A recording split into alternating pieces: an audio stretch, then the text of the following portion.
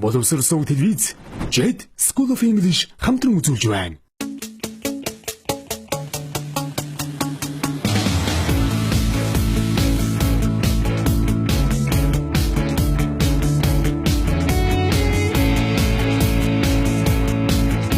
Англи хэлний асын зансуулалт. Сайн байцгаана уу үзэгчдээ, та бүхэнд энэ өдрийн мэндийг хүргэе. Анхан шатны үгийн сангийн 5 дугаар хичээл маань эхлэхэд бэлэн боллоо.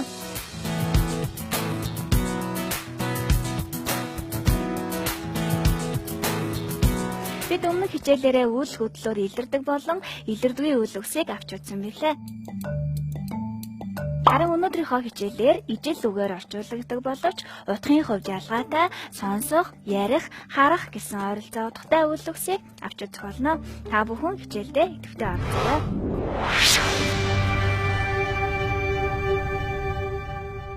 Бидний сурах эхний үгс бол сонсох гэж орчуулдаг listen, hear хоёр үйл үг юм. Хамтдаа дэлгэцэн дээр гарах жишээг харцгаая. Listen to the radio. Listen to the radio. Hear a loud noise. Hear a loud noise. Радио сонсох, чанга дуу чимээ сонсох. Радио гэж ярихад, тиймээ радио сонсох гэж ярихад listen гэж авсан бол дуу чимээ сонсох гэсэн утгаар илэрхийлэхэд hear үйлүгийг авсан байна. Тэгэхээр listen, hear хоёр үйлэг маань хэдийгээр сонсох гэсэн утгыг илэрхийлж боловч дотроо ялгаатай байна шүү дээ. Хамтдаа энэ хоёр үгийнхаа ялгааг жишээн дээрээс харцгаая. За эхний үйлбэр He heard a knock at the door. He heard a knock at the door. За heard гэдэг маань hear үйлүгний өнгөрсөн цаг буюу сонссон гэсэн утгыг илэрхийлж байна. За knock гэдэг маань тогшил, хаалга тогших гэсэн нэр үг байна тийм ээ. He heard a knock at the door. Тэр хаалга тогшихыг сонссон. Гараад ирж байна.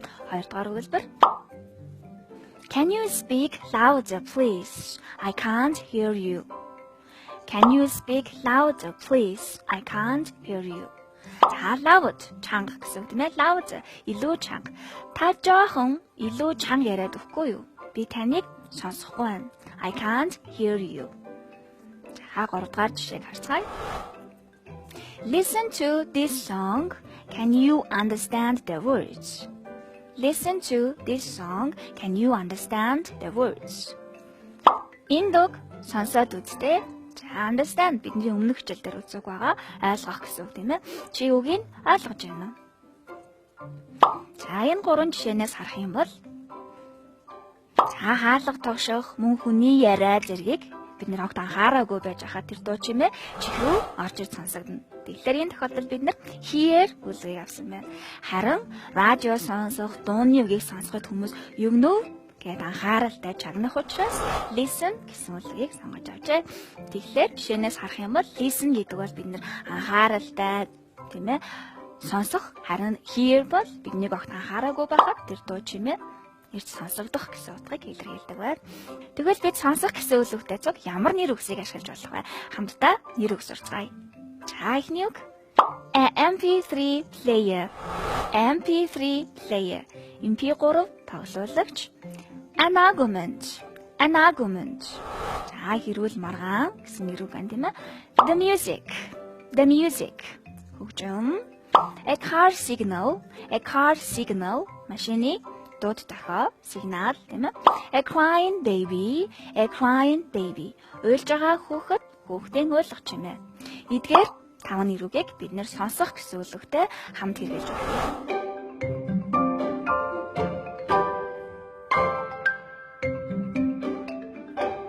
Listen үгтэй хамт явдаг үг бол listen a MP3 player. Listen to music. Тэгэхээр бид нэр MP3 тоглуулж болон хөгжмийг анхааралтай зориудаар чагнана шүү дээ. Тэгэхээр listen үгийг авсан байна. За listen гэдэг үг маань тийм зүйлийг сонсох гэдэг ард нэр үг орж ирж байгаа үгтэй. Listen to гэдэг утгыг авдаг. Тэгэхээр listen to MP3 player, listen to the music. За хамтдаа hear үгтэй хамт явах нэр үгсийг харцгаая. Hear an argument. Hear an argument. За хүмүүсийн маргааныг сонсох. Hear a car signal. Hear a car signal. машины дууд дохио сонсох. Дараа юу? Hear a crying baby. Hear a crying baby. Уйлж байгаа хүүхдийг сонсох. Тэгэхээр машины дууд дохио, хүүхдийн уйлах дуу, за хүмүүсийн маргалдах чимээ бол биднийг огт анхаараагүй байхад тэр дуу чимээ сонсогдох гэсэн утгыг илэрхийлж байгаа учраас hear үлгүүхтэй хамт хэрэглэх нь зөв юм аа. Хамтдаа нэгэн дасгал гэж үзцгээе. Энд дэлгэцэнд гарч байгаа 3 өгүүлбэрийн маань сонсох гэсэн үлэг нь орхигдсон байгаа. Та бүхэн өгүүлбэрийнхаа утгыг уншиж үзээд listen, hear хоёр үлгүний аль үгтэй нь хамт хэрэглэх вэ гэдгийг анхааралтай бодож байгаад бүглөөрэй. Багш нь өгүүлбэрээ уншиж өгье. I was to the radio when the phone rang. За юм өгүүлбэр байна. I was to the radio when the phone rang. За өгүүлбэрийн утгаа харах юм бол би радио сонсоод байжсэн чинь утас дуурахыг сонссон. Хоёр өгүүлбэр байна тийм ээ. Хоёр өгүүлбэрийн хоёр үлэг маань хоёлаа сонсох гэсэн утгатай. За тэгвэл радио сонсно. Радио сонсоход бид нар ямар мэдээ гарч ийн, юу ярьж ийн гэж чагнаж сонсно шүү дээ. Listen үлийг авах нь I was listening to the radio. За харин утасны хонх дуурах, утас дуурахад бид нар тэр дуу чимээ биднийг анзаараагүй байж хаад сонсогдно тийм ээ.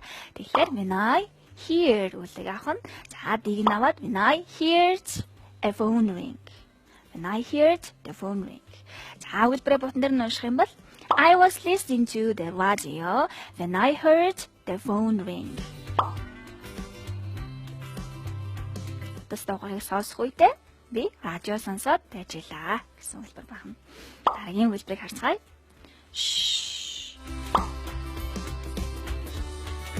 Яагаад?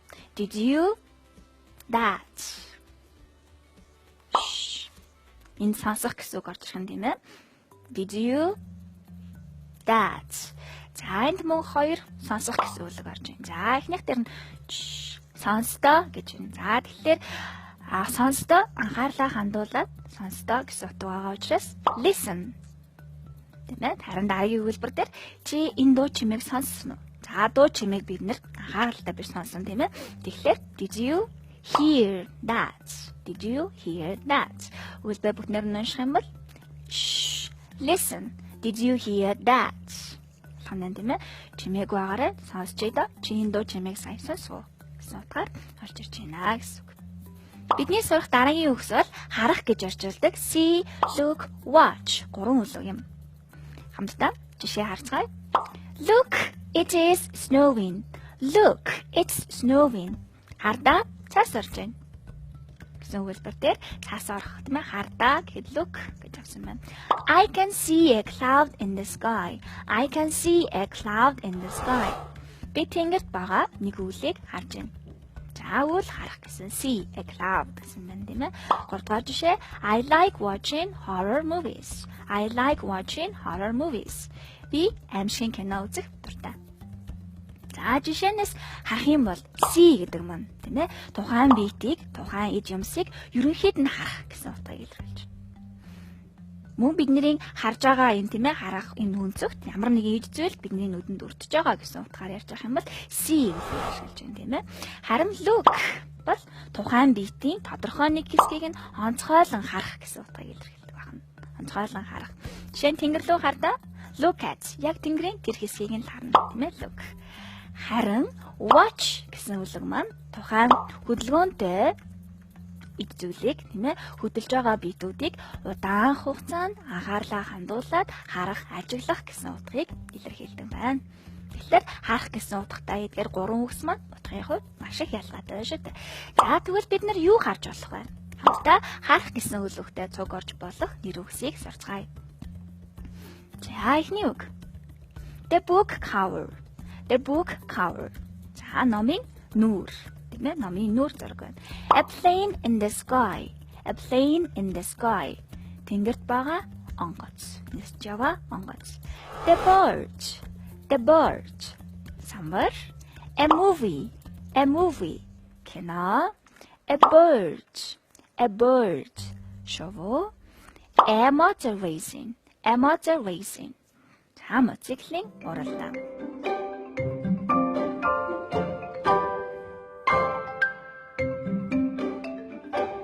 See үлгтэй хамт явж болох нэр үгсийг харцгаая. See a bird. See a bird. Шувуу харах. See a plane in the sky. See a plane in the sky. Тэнгэрч яваа онгоцыг олж харах. Тэгэхээр шувуу болон онгоцыг бид нэр шувуу байна, онгоц байна гэж харна шүү дээ, тийм ээ. За харагдах гэсэн утгаар илүү хэрэгжилж байна. Look at үлгтэй хамт явах нэр үгсийг харцгаая. Look at the bird. Look at the bird. Самбар руу харах. Look at the book cover. Look at the book cover. Номын нүрийг нь харах. Тэгэхээр look гэсэн үгийн хардлаас тийм юм руу харах гэдэг утгыг илэрхийлж байвал look at гэсэн утгатай хамт хэрэгэлдэг. Тэгэхээр бид нар самбарын тодорхой нэг хэсгийг нь анхааралтай харна шүү дээ. Тэгэхээр look at the bird. Мөн номны нүүр хэсгийн нүүр зургийг нь анхааралтай харна. Look at the book cover. Харин watch гэдэг үгтэй хамт орж болох нэр үгсийг харцгаая. Watch a movie. Watch a movie. Кино үзэх гэсэн үг тийм ээ. Мөн watch a motor racing. Watch a motor racing. Мотоциклийн уралдаан үзэх. Энэ тохиолдолд watch үлээ явсан байна.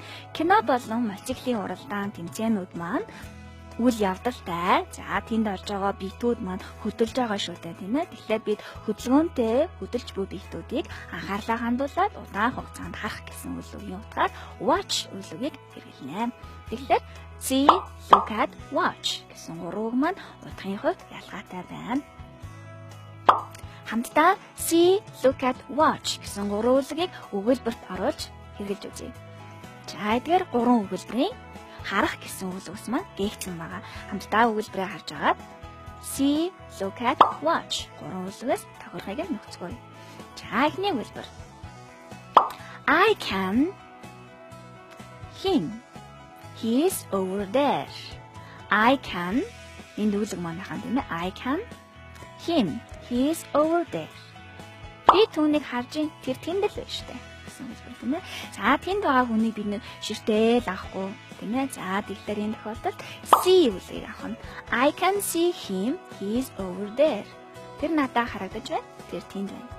Гэсэн үг байна. Хоёрдугаар үлгийг харъя. Did you the football match on TV yesterday evening? Did you football match on TV yesterday evening? Өөрчлөлт өчигдөр орой телевизээр үд бүмгийн тэмцээн чи үзсэн үү? За энэ дээр ямар үлийг авсан хөлөө? My son and watch үлгийг сонгоно тийм ээ. Үд бүмгийн тэмцээн маань тодорхой хугацаанд үргэлжлэн хүмүүс нь гүн бөмбөгшөлн тийм ээ. Гэх мэт үйл явдалтай учраас did you watch the football match on TV yesterday evening? Тэгвэл зөв байна. Дараагийн үлбэр. За энэ маань харах гэсэн үгээр хэлж байна юм аа. This very carefully. This very carefully. За үнийг маш анхааралтай хараарай. За тухайн зүйлийг анхааралтай харах гэдэг үг маань look at гэсэн үг тийм ээ. Look at this very carefully. Энийг маш анхааралтай хараарай. Маш сайн байна. За одоо үзэгч та бүхэндээ багш нь now буюу одоо гэсэн нэртэй нэгэн шүлгийг уншиж өгөх гэж байна. За энэ шүлгэн дээр байгаа сонсох, харах гэсэн үйл үгс маань гээгцэн байгаа. Хамтдаа нүдний зураг байна уу, эсвэл чихний зураг байна уу гэдгийг харж агаад сонсох, харах гэсэн үйл үгээс аль үг нь зөв бэ гэдгийг сонгоно. За энийхээ дараа ойролцоо утгатай үгсүүдээс жишээлх юм бол чихний зураг гараад ирсэн бол сонсох гэсэн үгийг нөхөн listen, hear хоёр үйл үгний аль нь байх вүлээ гэдгийг бодоод нөхнө гэсэн үг юм. Cindy standing at the window. Cindy standing at the window. За зургийг харъя. Нүдний зураг байна тийм ээ. За тэгвэл цонхны дэргээд зогсож байгаа Cindy-г хараарай. Тэгвэл ямар үг авах вэ? За бид нэр хүний анхаарлыг татаад энийг хардаа гэж ярих юм бол look at үлээ илүү хэрэгэлдэг шүү дээ. Look at Cindy standing at the window. Зөвлөбөр.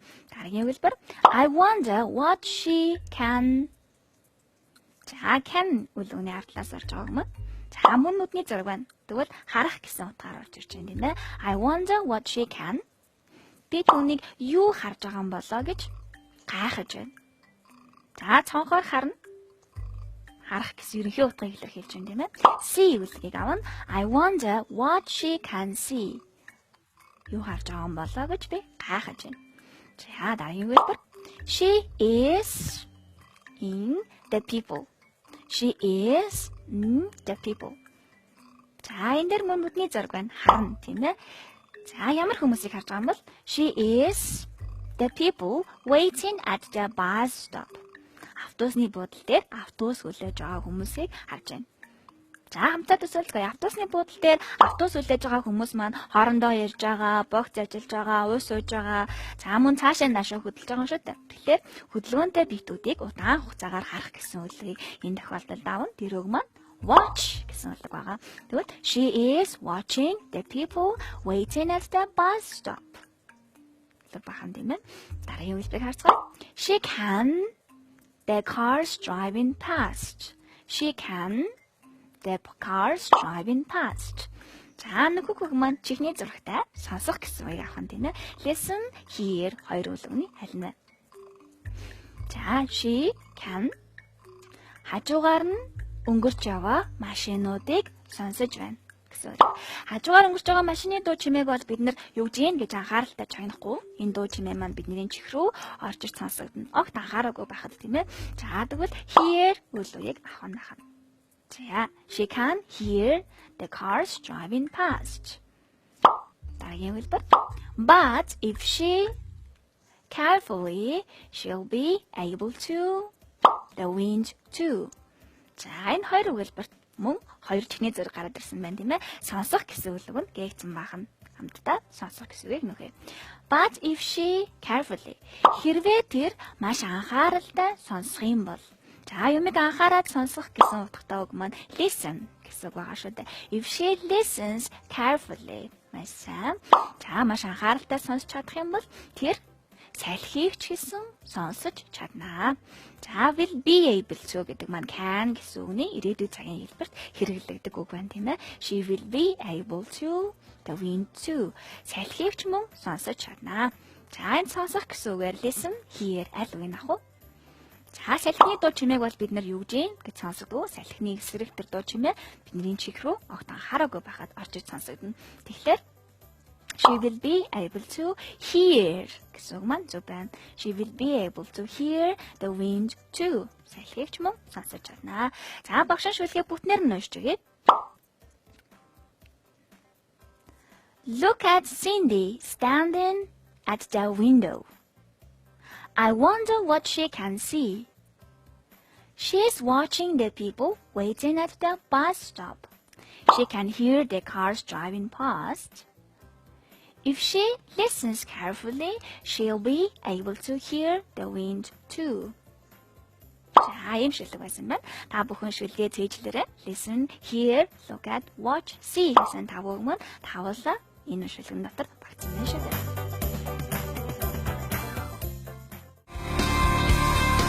Хятад хэлний алсын зайн сургалт. Тун утгагүй боловсрол сууд хийзээ.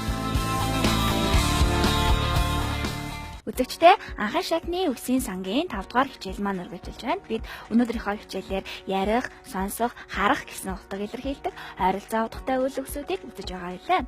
Харин бидний үзэх дараагийн үг бол ярих гэж орчуулдаг speak, tell, say, talk гэсэн дөрвөн үгс байна. Эдгээр үгс маань хэлэх, ярих гэсэн утгыг илэрхийлдэг. Ялангуяа англи хэл үзэж байгаа гадаад оюутнуудын хувьд маш хэрэгцээтэй үгс байдаг. Тэгвэл өнөөдрийн хичээлээр энэ дөрвөн үгний ялгааг нь бид мэдэж авах нэ. Хамтдаа жишээ үйлдэлүүдийг харцгаая. Speak languages. Speak languages. Гадаад хэлээр ярих. За энэ жишээнд speak гэсэн үгийг авсан байна шүү дээ. Хоёрдугаар жишээг харцгаая. Tell me. Tell me. Надад хэлээч. За надад хэлээч. Жишээлх юм бол tell me, do you love your parents? Tell me, do you love your parents? Чи эцэг ихтэй хайртай юу? Надад хэлээч. За энэ тохиолдолд tell me, tell үгийг авсан байна. Гуравдугаар жишээ say goodbye. Say goodbye. Баяртай гэж хэлэх. Never say goodbye. Never say goodbye. Баяртай гэж хизээж битгий хэлээрэй. Энэ тохиолдолд say үгийг авсан. Энэ жишээ talk about work. Talk about work. Ажлынхаа тухай ярилцах. Хэлбэр болгоод хэлбэл we talked about work. We talked about work. Talked ярьсан гэдэг өнгөрсөн цагийн хэлбэр. Бид ажлынхаа тухай ярилцсан. Тэгвэл эдгээр дөрөв өгсөн ялгааг хэлбэлээ. Жишээ өгүүлбэртэй бүр сайн харцгаая. Багш жишээ өгүүлбэр авчиръя. Don't worry, I won't tell anyone your secret. Don't worry, I won't tell anyone your secret. Бити санаа зовдоо. Би чиний нууцыг хиндэж хэлэхгүй. Энэ өгүүлбэр tell гэсэн үг авсан байна тийм ээ. Тэгвэл эдгээр ярих гэсэн утгатай дөрвөн үг маань утгын хувьд ямар ялгаатай вэ гэдгийг багшин тайлбарлаж өгье. За talk гэсэн үг маань хоёр ба түүнээс дээш хүн тодорхой нэг сэдвийн хүрээнд үзэл бодлоо солилцож ярилцах гэсэн утгыг илэрхийлдэг. Харин speak бол гадаад хэл дээр ярих гэсэн утга дээр илүү хэрэглэх бөгөөд за мөн ганц хүн тухайн сэдвийн тухай ярьж байгаа тохиолдолд speak гэсэн үгээр мөн хэлж болно. Тэгэхээр багш нь одоогоор speak тийм ээ I'm speaking ганцаараа ярьж байгаа учраас speak гэсэн үгийг хэрэглэнэ. За харин tell гэсэн үг маань бусдад мэдээлэл дамжуулах гэсэн утгыг илэрхийлдэг. Тэгэхээр I won't tell your secrets anyone. Тэгэхээр би чиний нууцыг хиндэж дамжуулахгүй гэсэн утгыг илэрхийлнэ. Харин say гэсэн үг маань хэлэх гэсэн ерөнхий утгыг илэрхийлдэг байна. Сайн уу гэж хэлсэн, баяртай гэж хэлсэн, say goodbye, say hello тийм ээ. Бид нар мөн say гэсэн үгээр бусдын яриаг дамжуулж болдог. Харин say гэсэн үгний араас явахдаа төлөөний үг болон нэр үгийг авдаг бол tell гэсэн үгний араас бид нар нэр үг болон төлөөний үгийг заавал хамт авах ёстой байдаг. За say үгтэй хамж болох нэр үгсийг харцгаая. Say a prayer. Say a prayer. За залбирал хэлэх, залбирах. Say I love you. Say I love you. Хайртай гэж хэлэх. Тэгэхээр хоёр үг маань say үлгтэй зохиор гэсэн байна. Tell үлгтэй хамт явах үгсийг харцгаая. Tell a lie. Tell a lie. Худлаа хэлэх. Мөн үнэ хэлэх гэвэл tell the truth байж болно тийм ээ. Tell a joke. Tell a joke. Аноо ярих. За тэгвэл tell a lie, tell a joke гэсэн үг маань tell үлгтэй хамт хэрэглэж байна. Дараагийн үг speak. Speak English. Speak English. Speak гэсэн үг маань гадаад хэлээр ярих гэдэг утгыг илүү илэрхийлдэг шүү дээ. Тэгэхээр speak English гэдэг маань маш зөв. Харин сүүлийн үг talk. Talk гэсэн үгтэй talk the politics. The politics. Улс төрийн тухай ярилцсан. За энэ тохиолдолд бид нэр talk-ийн арлаас talk about гэсэн утгыг зохиолдог. Talk about the politics. Talk about the politics. Улс төрийн тухай ярилцах. Харин автагаа ярилцах, гэр бүлийнхантайгаа ярилцах гэд хүн орж ирж байгаа тохиолдолд бид нэр talk to гэсэн утгыг хэрэглэдэг. Гэр бүлийнхантайгаа ярилцах talk to my family. Тэгэхээр talk гэсэн үг маань тэр зүйлийн тухай, тэр сэдвийн дагуу ярих гэвэл about гэсэн утгыг аваад хүнтэй ярих гэсэн тохиолдолд talk to гэсэн утгыг авч явдгийг та бүхэн сайн анхаараарай.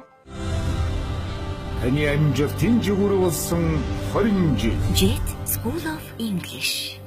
JET англи хэлний сургууль дөрвөн суурилсан 100% англи хэлээр ярих, унших, бичих, сонсох чадваруудыг хөгжүүлэх шинжлэгдсэн хөтөлбөрөөр ерөнхий болон академик англи хэлний сургалтуудаа эсрэг тавьж эхэллээ. JET School of English. Үзэгчдээ анхан шатны өгсийн сангийн 5 дугаар хичээл маань энэ хүрээд өндөрлөж байна. Бид өнөөдрийнхөө хичээлээр сонсох, харах, ярих гэсэн ерөнхий утгыг илэрхийлдэг ойролцоо утгатай үйлдэлсийг авч үзлээ. Эргэлзээтэй хэрэглэгддэг эдгээр үйлдэлсийн ялгааг ойлгож өдөртнийхээ амьдралд зөв хэрэгж чаддаг болно гэдэгт бүрэн итгэлтэй байна. Дараагийн хичээлээр уулзлаа. Баярлалаа үзэгчдээ. It's the end of the lesson. See you next time. Bye.